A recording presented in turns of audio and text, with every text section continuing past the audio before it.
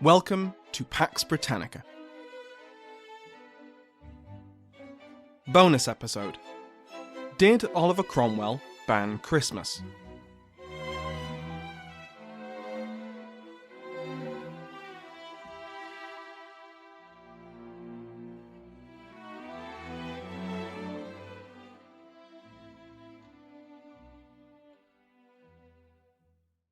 Welcome back to Pax Britannica. I'm your host, Samuel Hume. In today's special bonus episode, we're going to answer the question, did Oliver Cromwell ban Christmas? No, he didn't. Thank you to my Patreon House of Lords. Okay, we can go into a bit more detail.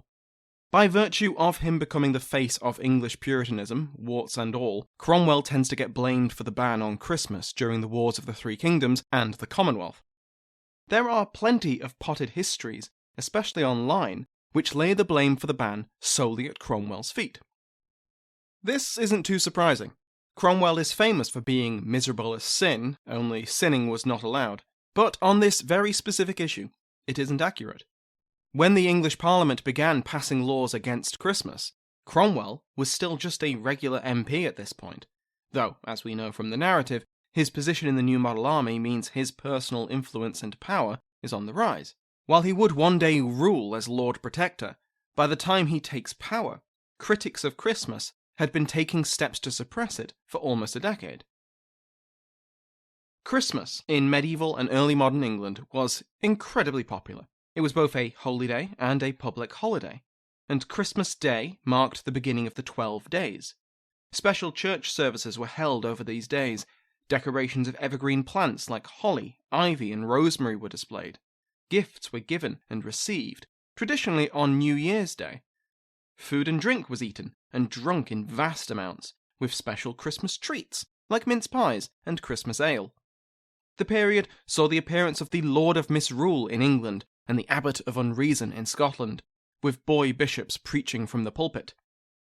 So this all sounds quite fun. So naturally, it made the 12 days of Christmas utterly appalling to the hotter sort of Protestant.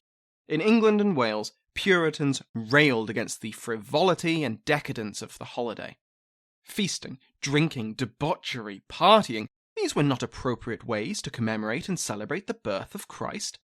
There was no biblical justification for Christmas or the 12 days. From this point of view, Christmas was also run through with superstition and rituals, holdouts from before the Reformation. So, not only were traditional Christmas celebrations needlessly flamboyant and fun, but they were appalling reminders of Catholicism, which the Reformation should have thrown out along with the Pope. I mean, for goodness sake, you can't even spell Christmas without Mass. Instead, Christians should spend the holiday in sincere contemplation, penance, fasting, and other expressions of faith. Scottish Presbyterians were way ahead of their southern neighbours. In Scotland, the most famous critic of Christmas was the one and only John Knox. The great reformer railed against the holiday, but as thorough as the Scottish Reformation had been, Christmas remained a Scottish holiday until 1583, when the Kirk successfully had it banned. This ban lasted for the next 30-odd years, until James VI and I made his one and only return visit to his native Scotland. If you recall all the way back in the narrative, the king forced through the unpopular 5 Articles of Perth, which reintroduced high church elements like kneeling at communion and the celebration of holy days like Easter and Christmas. But as we also saw, the Scottish bishops had enforced the 5 Articles with a light touch. The Scottish Kirk did not appreciate the interference of their king. And then, 20 years later, with the Bishops' Wars, the General Assembly of the Kirk reintroduced the ban on Christmas. So, with their Kirk now once again perfect, the Scots came south to aid their religious brethren in completing the Reformation of the Church of England and winning the Civil War. Plenty of Christmas critics were on the parliamentary side of the Civil War, but they were far from dominant. The abolition of Christmas came about from a series of steps. In 1642, Parliament banned the performance of plays in London, as they were sources of, quote, lascivious mirth and levity, and not at all appropriate for the, quote, times of humiliation, end quote, of a civil war. This hit the Christmas period particularly hard, as that was the peak of the theatrical season. The actors appealed the decision the following year, but the ban remained in place.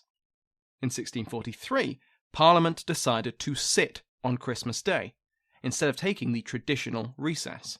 There was no particularly important work that needed to be done, or indeed that was done, on that day. They assembled on that day to make a statement, and then spent the rest of the 12 days off. Moderates in Parliament had thrown their more zealous colleagues and their Scottish allies a bone, but they weren't yet prepared to completely reject the holiday. The true escalation came the following year. Christmas in 1644 also fell on a Wednesday, which is especially relevant because the last Wednesday of every month was legally designated as a day of fasting and penance. This would clash ever so slightly with the traditional feasting and debauchery of Christmas, so a decision had to be made on whether an exception for Christmas Day would be made. It was not. In December 1644, Parliament passed an ordinance calling for a fast over the Christmas period, with Christmas Day particularly singled out. Quote, "This day in particular is to be kept with the more solemn humiliation, because it may call to remembrance our sins, and the sins of our forefathers, who have turned this feast, pretending the memory of Christ into an extreme forgetfulness of him, by giving liberty to carnal and sensual delights, being contrary to the life which Christ led here upon earth." Now, it has to be said that whatever Parliament said in 1644, Christmas was still celebrated across the kingdom, and even in London. But Parliament was determined to take its own ordinance seriously, and they met and worked as if it was any other day. Some particularly zealous MPs, like Richard Browne, declared the abolition of Christmas. But that's not the end of the story. Because, like I said, people kept celebrating. Christmas wasn't really abolished, and Parliament wasn't really in a position to stop people celebrating. That is, until 1647. In June that year, Parliament reinforced its previous decision with another ordinance. The Ordinance for Abolishing of Festivals.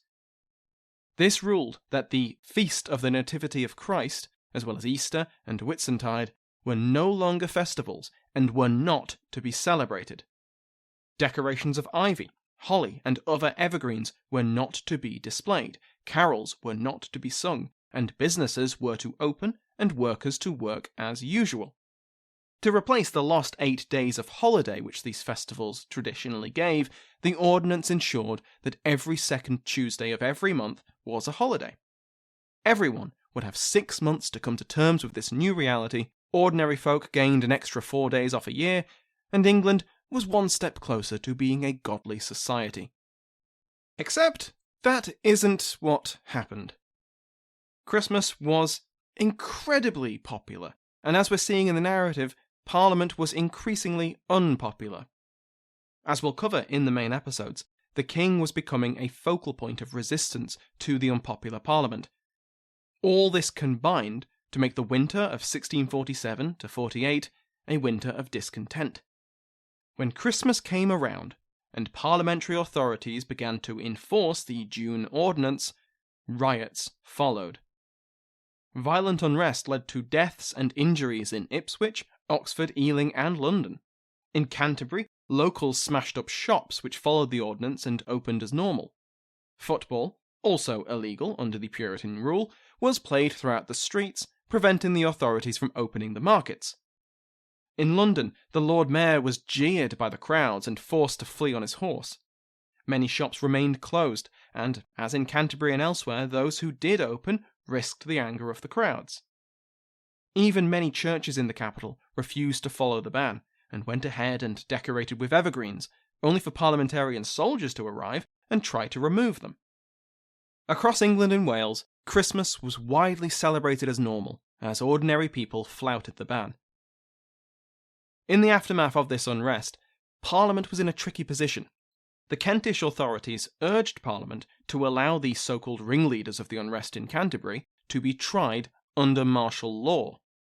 Parliament, wisely, refused, and ordered them tried by jury in ordinary courts.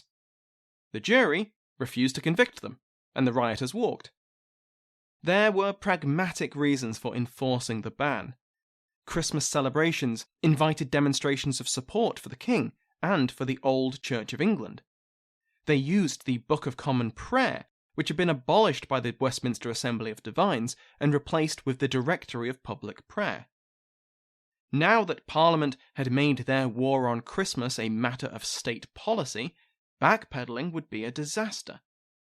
But rigidly enforcing the ban only increased resentment of Parliament. It's also important to remember that not all Puritans wanted the complete abolition of the festive period. Oliver Cromwell himself is said to have celebrated that New Year, giving and receiving the traditional New Year gifts, despite many of his spiritual allies condemning the entire 12 days. Officially, the ban on Christmas would be enforced throughout the rest of the reign of Charles I and into the Protectorate and the Commonwealth. On more than one occasion, soldiers would patrol towns and cities, confiscating food and drink which was believed to be prepared for Christmas. But from here on, public celebrations of Christmas were usually suppressed by the authorities, but behind closed doors, Christmas would continue to be celebrated.